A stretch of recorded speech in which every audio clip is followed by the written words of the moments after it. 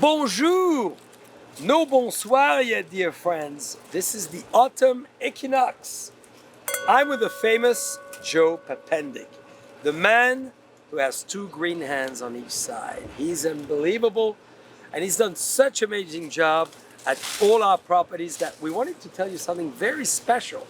So Joe, as we drink this amazing Lot 5, we are in between this artistic creation of yours. So where are we in?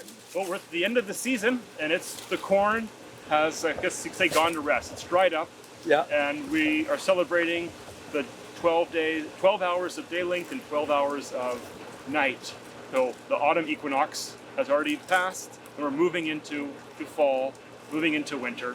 And we want to just kind of celebrate this transition now that summer is gone, but the celebration time of kind of letting things go back into the earth and making that transition away from all the hype from summer, from the sun, and now into the coolness, crisp mornings, fall, decorations with corn.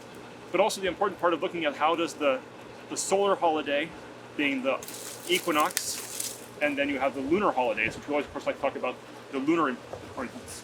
And the lunar holiday is the 30th of October, and that's 10 days away from the equinox. We get in the middle, and that's when you really feel the effects of fall, and that's the moment of kind of celebration for that transition, that veil, when you're moving away from summer into winter, and that's the moment of, from here we feel it distinctly. We plant the cover crop, we plant the garlic, and we move everything underground and into the earthly forces to prepare them for winter.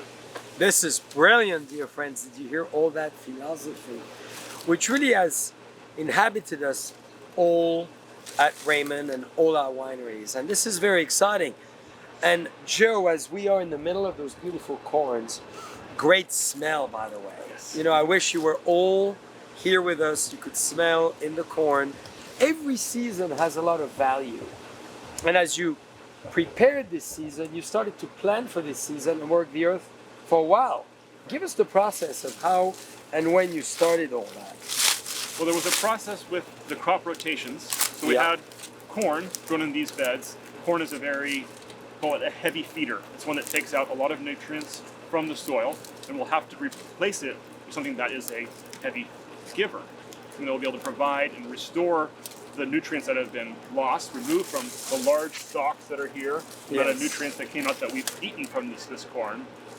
These stalks themselves, when we'll pull them out, we will let the goats and sheep be able to graze through them, take the nutrients that they need, and then we'll layer this. I like the roughage, the dryness that's in this, full of carbon. Of course, we always talk about how can we sequester carbon. We have carbon right here. We want this carbon to make sure it comes back into our soil. And by doing that, I can make it into compost piles. So this will be an important part of the structure, layering it in the compost. It'll provide gaps of air, which are also important for all the beneficial microbes, for the earthworms that are in my compost pile.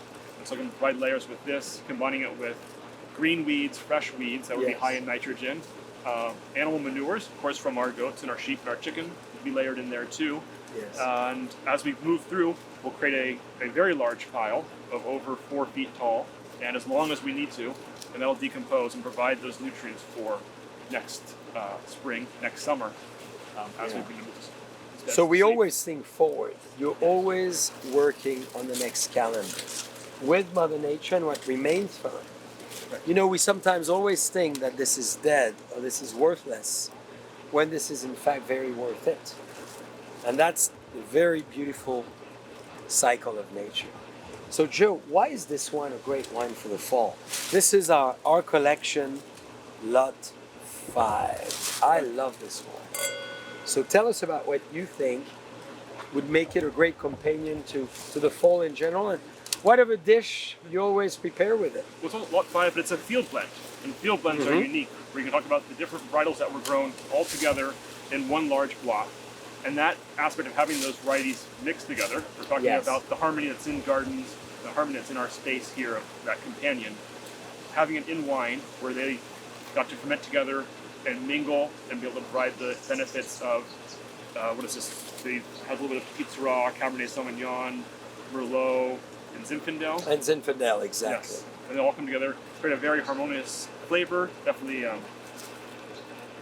I mean, this is amazing. You can hear the birds. We're in the middle of the cornfield.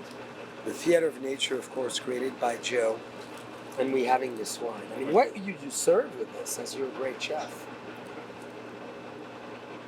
I would go with barbecue with this one. It's a very lively, juicy, red, bright fruit wines, and those go really great with now that it's getting cooler. It's nice to still enjoy one of those few last barbecues of the summer or of fall. Yeah. And so I'd say some ribs or a hamburger. Yeah. Would be great. As simple as that, a hamburger. Well, Joe, congratulations. Thank you for this amazing outlook on the world and the cycle of Mother Nature. Always thinking forward. And that's the key. And reduce, reuse, and recycle Mother Nature to preserve and prevent anything which can happen to Mother Nature. To the farmer.